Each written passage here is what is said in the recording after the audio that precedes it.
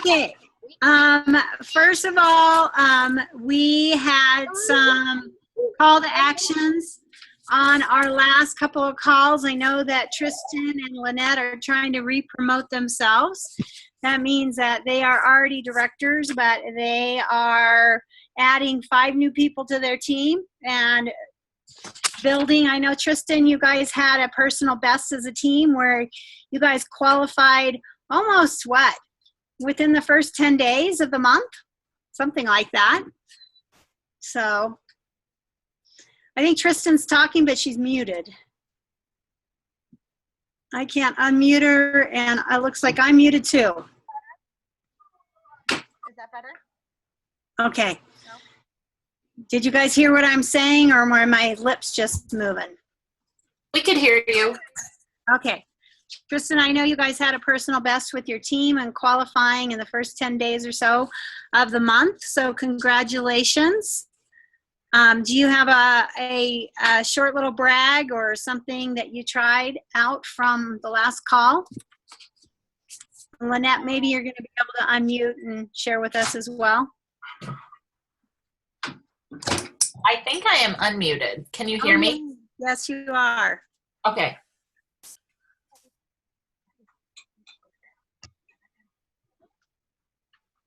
So the one thing that I am actually focusing on and being very intentional on in my business is making two-way contacts, meaning that I actually get a response back from people. And if not, I'm not counting that as one of my 3 contacts a day. And you know how they always say that when you're working your business right now, you're going to see the results 60 to 90 days from now. And it is really just since coming back from conference, I'm really seeing an upsurge in my own personal business. And of course, I'm hoping that reflects also onto my team as I'm working stronger as a leader right now. Right.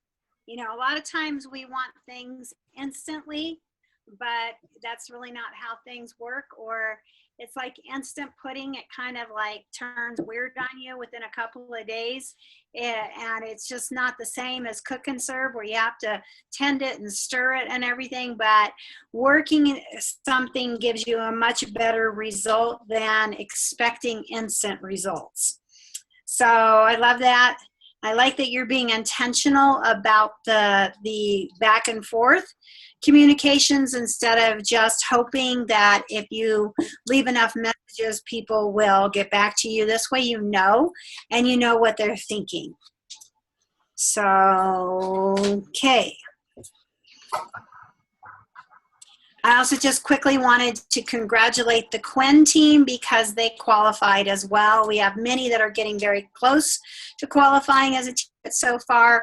It's been the Tristan team, the Flora team, my team, Katie's team, and Connie Flores. So congratulations to those teams. Okay, so today is all about recruiting. And I think there's some basic steps to recruiting. First of all, you know, that when you're excited and you believe in the starter kit, you're excited, you believe in the starter recipes, you're just excited in general, that belief is high. A lot of times people recruit because you tell them it's part of their job and you tell them what to say, and it happens organically and it's just something that's part of their business. But until they flip that switch where they have the desire to recruit and help people and understand what it can do for a lot of people, you know, you just don't usually turn into a top-notch recruiter until you do it for other people. You have belief, desire.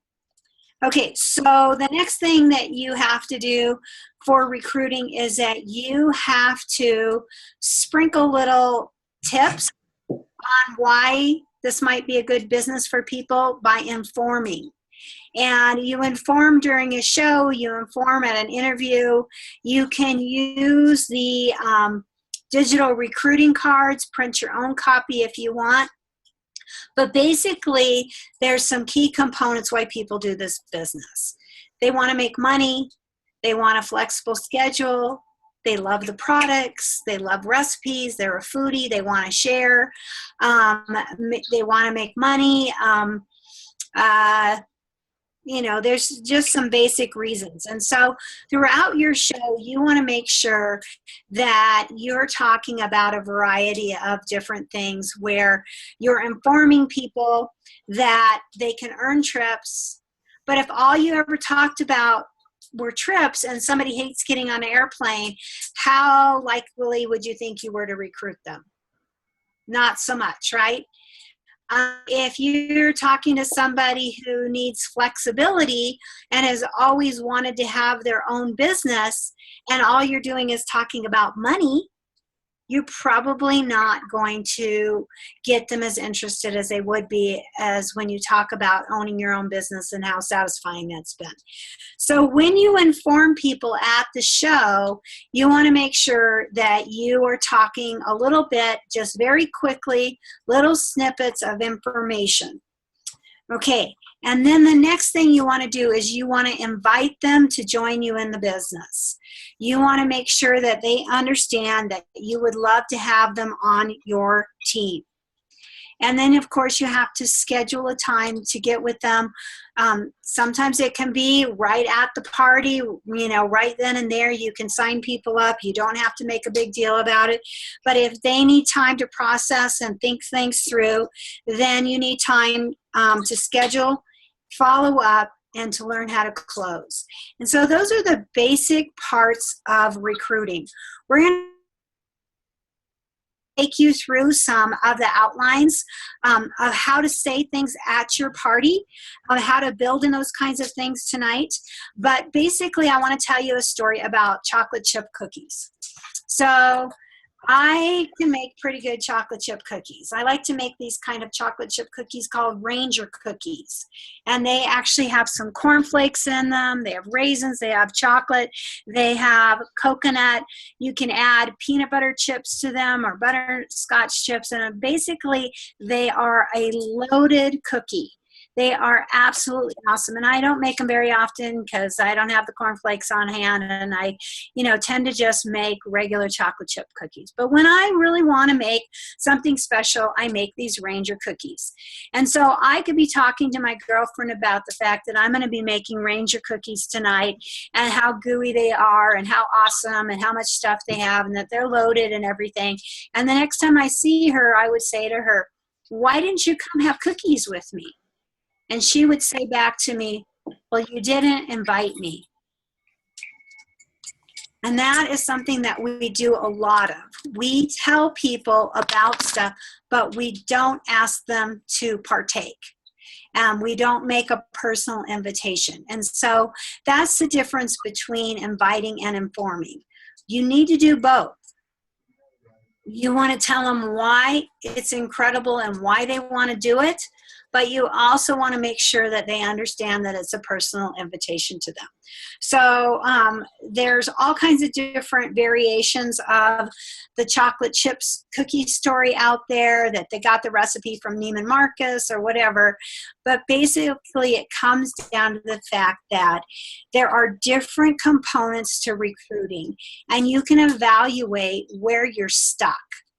You might get people interested and they're checking the box that they want to do Pampered Chef or get more information on it, but you don't get them to close. And maybe you have a problem with scheduling, with follow-up, or what to say to make it about them where they're, to the point where they order their kit.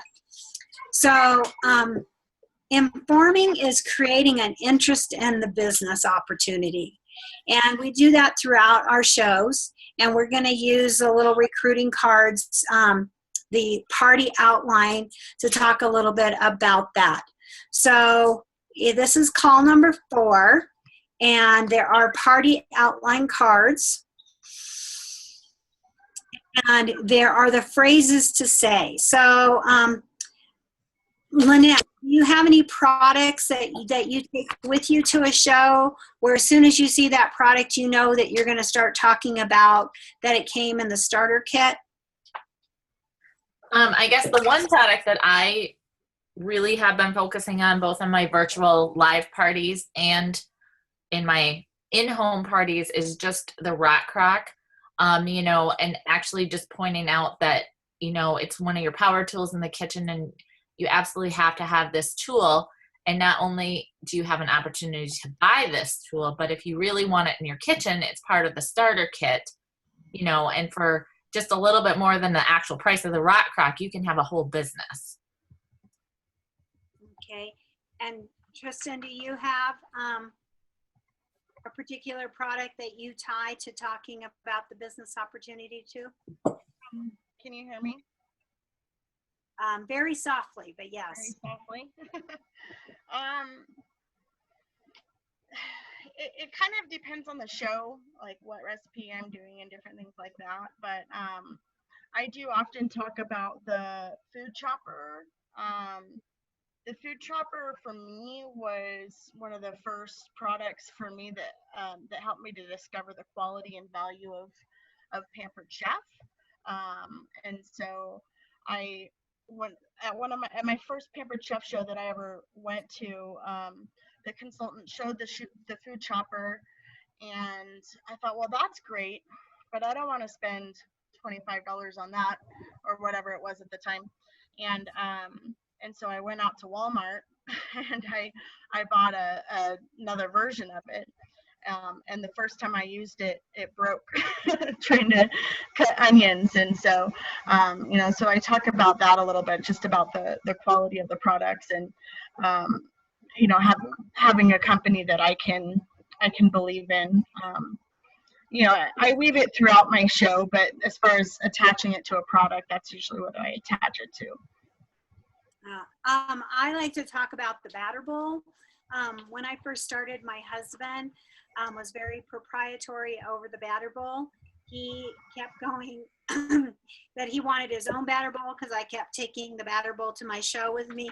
And I use it to talk about husband support and how my husband supported me in the business, because a lot of times women assume that their husbands aren't going to be supportive and positive. And so, you know, that's a product that I tie to a different part of the business.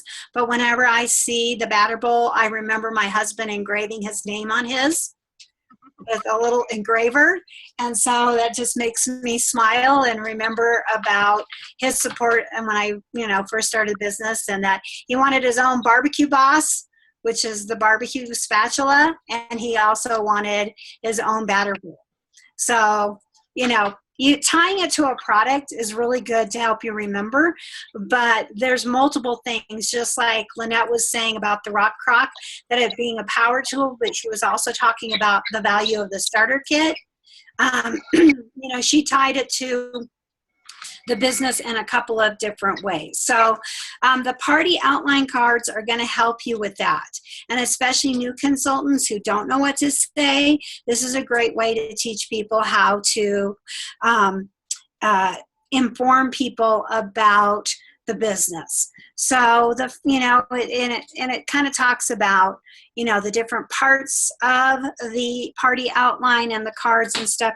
But basically, you know, you can share a little bit about the business opportunity in a group hello. You know, I'm Dina. I've been with the Pampered Chef for 25 years. The reason why I've been with the Pampered Chef 25 years is I'm still having fun and I'm still making great money, and I have lots of fun people on my team. And it can be as simple as that as part of the group hello. Okay, I can move on to other parts of it. You can share a recruiting message during the selling part, just like we talked about different tools that you could tie it to. And you can explain the business opportunity again when you're passing out the drawing slips or you're doing a confident close and the words are there in the party outline. But basically, we want to invite people personally, and that's at checkout. And so Tristan might be coming up to me with her order, and she's sitting down, and I say, Tristan, I haven't looked at the drawing slips yet, but I just wanted to make sure that I went over everything with you. Would you like any information on the company to take home with you tonight and go over and have me do a little quick follow-up with you tomorrow? Yes or no? Okay. You know, oh, she's silent again. So she's saying yes. Anyhow, so there's different ways to do that in your confident close, and that's a full service checkout. I try to make sure that my full service checkouts are really brief. They're really, really quick, and that I am doing people in group with the express checkout now, and I'm inviting people. But I also have told people when they say no, they don't want the information, I just smile and say, okay, if you ever change your mind, remember that I want you on my team and that you're going to contact me. Here's a business card for you to take home that has a magnet on the back of it. Can you put me on your refrigerator so when you decide you want to sell the cool tools, you'll be able to find me? And I just let them know that I want them as part of my team. And even if they decide later on that I want them to still remember that I invited them first. Anyhow, so then there's a 24-hour checkout call, but basically if you aren't getting people to check the box on the drawing slips, then you need to work on informing. And if you're not getting people to take home material, you need to work on inviting. And if you're having trouble getting to hold of people afterwards, then you need to work on scheduling and follow up. And then the final thing is if you're not getting people to order their kit, you need to work on closing. All of these encompass belief. And so maybe there's something shaky about your belief, but if you go back to the starter kits being 75% off, and that everybody should just give it a try, I don't think you'll have any trouble with your belief.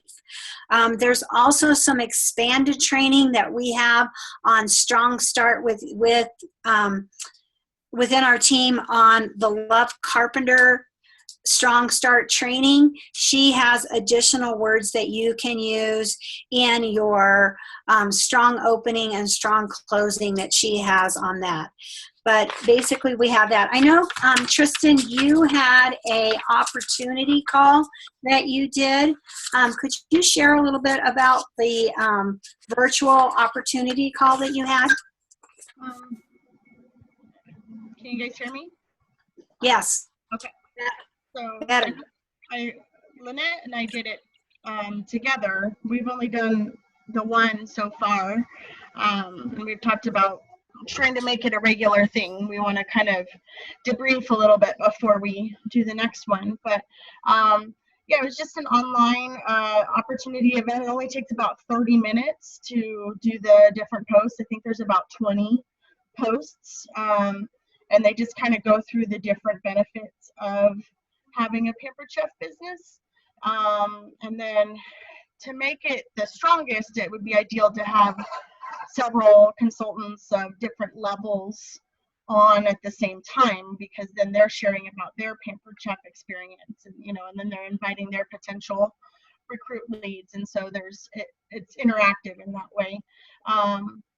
But we had a few attend. I'm looking forward to debriefing some more and learning from it and just making it even stronger next time.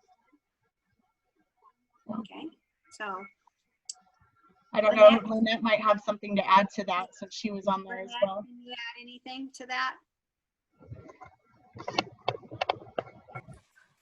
I think, just being able to have it as a regular part of your overall business so that you can offer it to people, ongoing, just, hey, the second Tuesday or whatever night we decide, we have this event, you can just get online. There's no commitment. We won't even know you're there. If you just want to learn more, it can be totally low key, because how many times do you stalk other people's Facebook pages to kind of try to find out what's going on, but you don't want them to know you're looking? So, I think with the opportunity, it's kind of the same thing.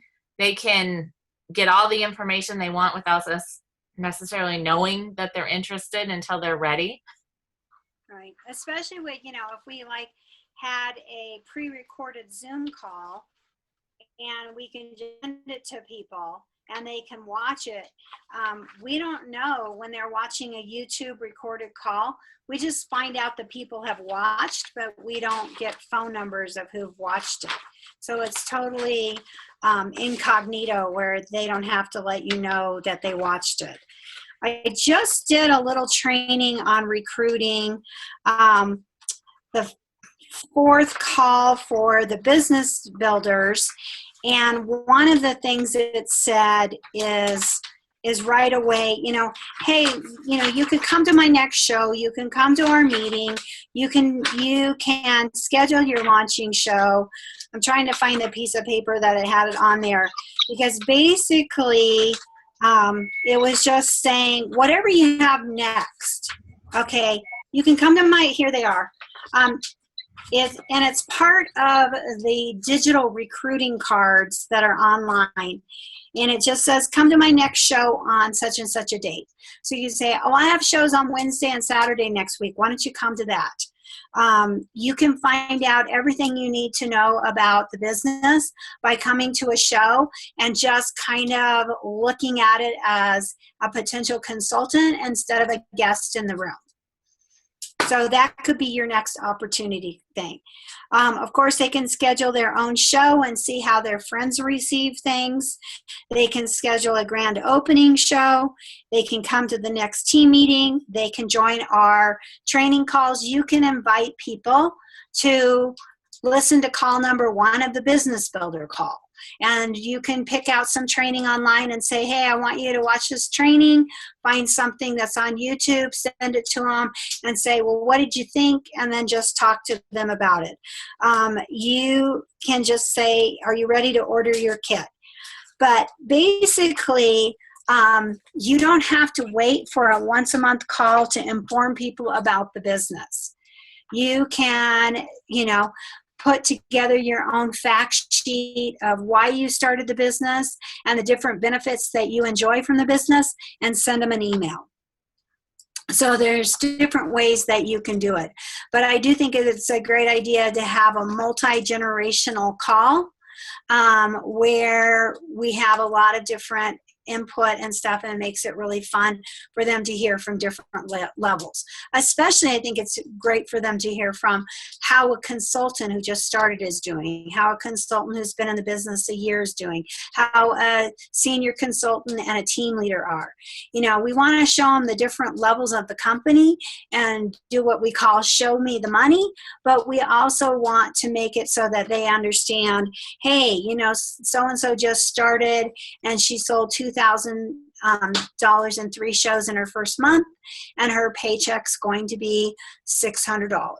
Whatever it is that makes it real for them. And a lot of times it's what somebody at their level or just a little bit above what that level is what really gets them interested. So then there's a 24-hour call that you want to do that is a time where you can bring up recruiting with your hostesses. Your hostesses are still more likely than anybody else to join you in the business. And so there's several ways that you can bring up the business to your hostesses. You can put a coupon for the discounted kit amount, or you can talk to them about it when you're on your first call with your hostess and letting her know that she can use a discount to order her kit, that this could be her launching party instead of a regular show, that at any time where she decides she wants to join you in the business, for her to let you know. But basically, when you start host coaching, you should also start offering the opportunity to the hostess. So there's a script for that, the 24-hour call where you call the people who book a party with you and you bring up the information on joining you in the business. Okay, there's also another one right down here. Here's another of your word choices that you can use for people. Hi, Cindy, this is Dina Hiltbrand from the Pampered Chef. I was at Rita's party. I just wanted to get back to you quickly and say thank you for attending Rita's show. from the party last night. Did you have fun? Great. I know that you mentioned yesterday, I know that I mentioned yesterday, you know, a little bit about the opportunity to join me in the business, but you've been on my mind, and I think you'd be a great consultant with the Pampered Chef. You were just so fun and energetic, and you had all the answers and everything. I think it would be great to have you as part of my team. Would it be okay for us to get together, go out for Jamba Juice or something, and, you know, just kind of talk about the business? What do you think? So if they say no, just say, I'd love to have a show with you, and that'll give you another opportunity to talk to them again about the business later. If they say no, just say, well, I'd love to have you on my team. I'd love to discuss this with you at any time you ever change your mind. Remember, I would have my feelings hurt if you don't join my team. And what I do is I let people know that I really want them on my team. And a lot of times people, you've done all the informing and you've got them excited and everything, but it wasn't just a good time for them, and they've changed their email and they're no longer getting the information from you. They show up at a party and they sign with somebody else. Even though you were the one that planted the seed, they go ahead and sign with somebody else. So that's why I always just say, you know, I'd love to have you at any time, and I would have my feelings hurt if you don't join with me because I want to have you on my team, blah, blah, blah, blah, blah. Okay, so, you know, there's just different things that you can say. If somebody says, oh, I'm not sure, you know, I'd have to get a babysitter to watch my kids, just say, you know, we can meet at a McDonald's Playland. We can have the kids playing and we can just kind of go over things there. That works as well. I'm not a take you out to coffee kind of person, but I'll take you out for a Jamba Juice or meet at a playground or have you come to my house. A lot of times I like to have people come to my house because if there's anything that they want copies of, I can make them copies right then and there. Now it's easy enough to send people an email and get them the information where you don't have to make the copies, but I still like them to come to my house if they can and see my office, and if they do have any questions, I can help them there. So those are just some of those things, but basically you want to have some kind of plan. So I always look at if you have to long that their interest kind of wanes a little bit and they're not going to be as excited. So the more shows that you have, even if it's a virtual show where you can invite them to come and kind of look at how you're doing a virtual show, whatever you can do right away is more likely to have success than waiting for the perfect answer, question and answer sessions. But if you can record what you did and send it to them and say, we're going to have another call on a certain date, but go ahead and look at this first. I'm going to call you and see what you think. You can do that as well. So I look at those things as hurdles. Every time you say, well, think of questions, that's putting a hurdle in front of them. Well, let's get our calendar together, that's putting a hurdle in front of them. Well, listen to this call on such and such a date, that's putting a hurdle in front of them. And so the sooner you can do it right away and get with them, the more likely you are to be successful. Handing them a catalog the night of the show and say, everything you need to know about making a decision to join the Pampered Chef is in this catalog and can be cleared up within a 5-minute phone call of me. Would it be okay for us to have a chat tomorrow? You've made it really simple. You've told them that most of the stuff they need is in that catalog or can be answered in a 5-minute conversation. You haven't put a giant hurdle in front of them to make the decision whether they're going to join you with the Pampered Chef or not. So basically your call to action is that you need to practice recruiting messages and activities that you can put into a group hello. So if you're doing a lot of virtual shows, you want to look at what kinds of recruiting messages, and are you getting people excited about it, and are they getting interested? And if it's not, try something else. So if you could watch a strong recruiter's party. And so the homework that we just had on the 6 weeks to success showed Brenda Copey and Guinevere Black doing recruiting on a peer sharing. And this is something that's available for everybody online. And if you can't get to a Strong Recruiters show or an online party that's successful at recruiting, please go ahead and check out Guinevere and Brenda Copey's. I'm not saying her name right. It's not Guinevere. Genevie.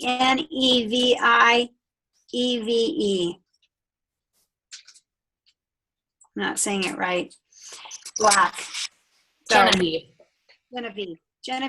Black.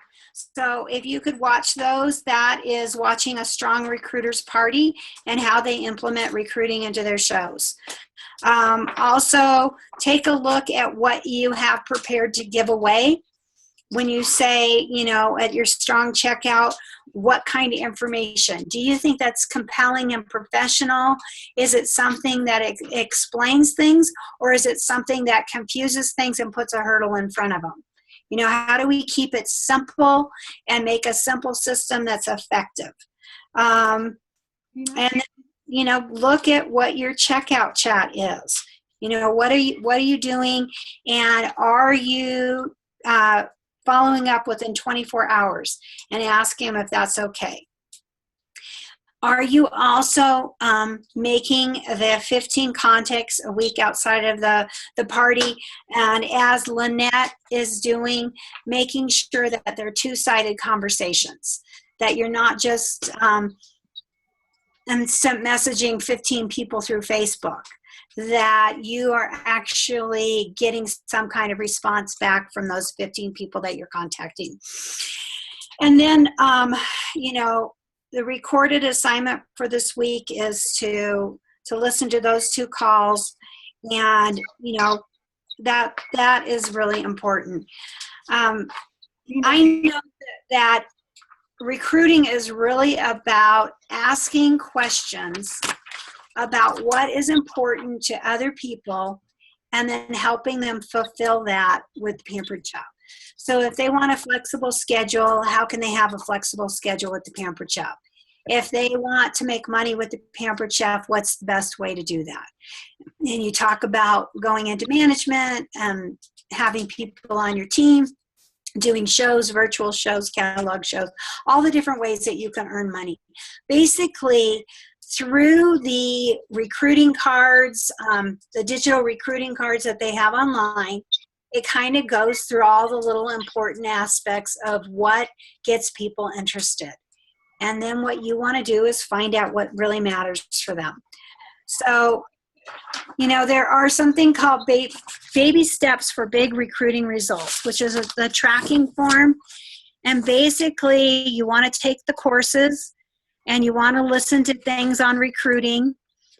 You want to, if you're having trouble with recruiting, then, you know, do a 3-way call. It doesn't matter what level you're at with the company. If you're an advanced director or you're a director or you're a brand new consultant, you can still do a 3-way call.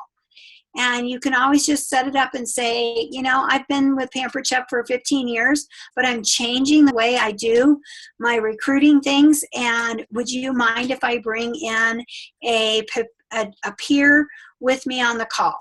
And you don't even have to say it's your upline or whatever it is. You just say, would you mind if I bring a peer in on the call?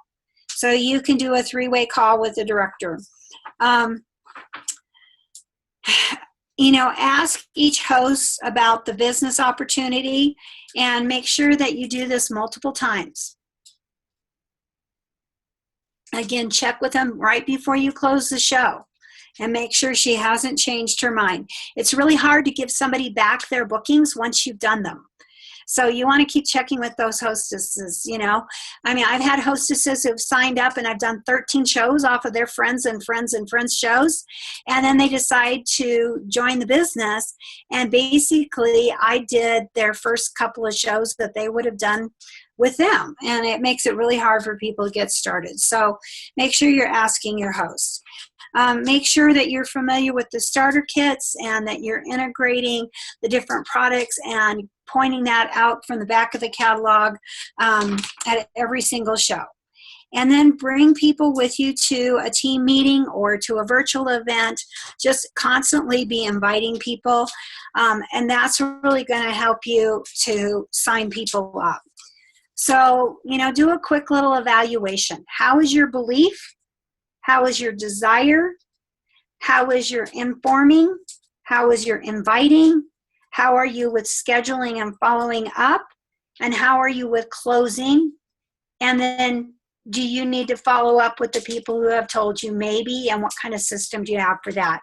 But recruiting has different parts to it, and you can break it down and you can figure out where you need to work on your skill or make it more fun, make yourself more approachable, somebody that people want to be like because you're having success and it's shining through and they want to do what you're doing too.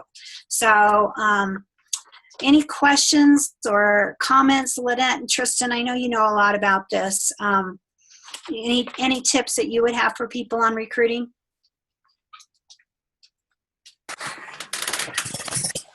I think the biggest thing that I'm coming back to is just using the company sponsored materials and keeping it simple. Don't overthink it and don't feel like you have to reinvent the wheel, because we have everything we need between the host kit credit coupon, the little Taste the Good Life brochure, and then the catalog. Right. I mean, and keeping it simple, and also letting them know that that's really enough to make the decision, that this isn't something that they have to think about for years. They can just jump in and give it a try. Tristan, how about you? What's something you've learned about recruiting over the years?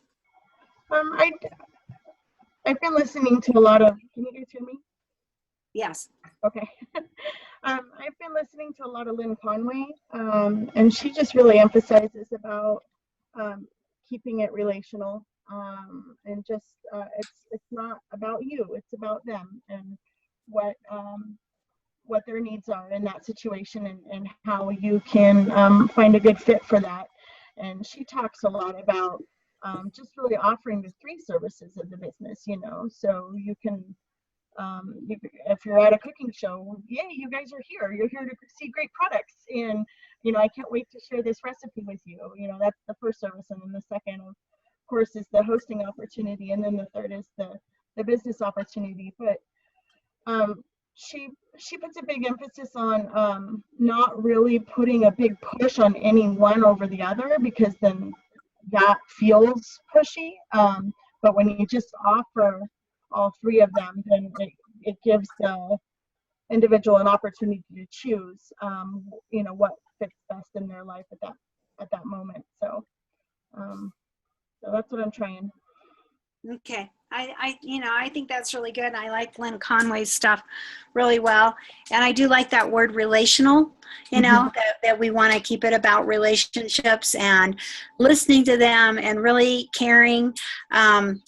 I just finished the 6 Weeks to Success Week 4 call, and it was really the nitty-gritties of recruiting based on the opportunity cards. So anybody who's listening to this call who needs more of the basics, we'll have the link for that call as well, and the basics are there for you on recruiting. And again, we're always happy to work with you one-on-one on this or do the 3-way calls. So I know we have some excellent recruiters on our team. I'm always happy to help you with that as well. So just let us know and go ahead, challenge yourself, and make sure that you're working on inviting people and making it about them. All right. Have a great week. Bye, guys. Thanks, Dina. Okay. Thank you. Thanks, Dana. Did you get all the boxes, Dana? Did I get all the boxes? I got it all. Okay. There were a lot of stuff on the front porch, I think. Oh, yes, there was a lot. So they're in the inside now. Okay. Bye, guys. I'll get the homework listed on the link. Okay. Thank you. All All right. Good night, everyone. Good night.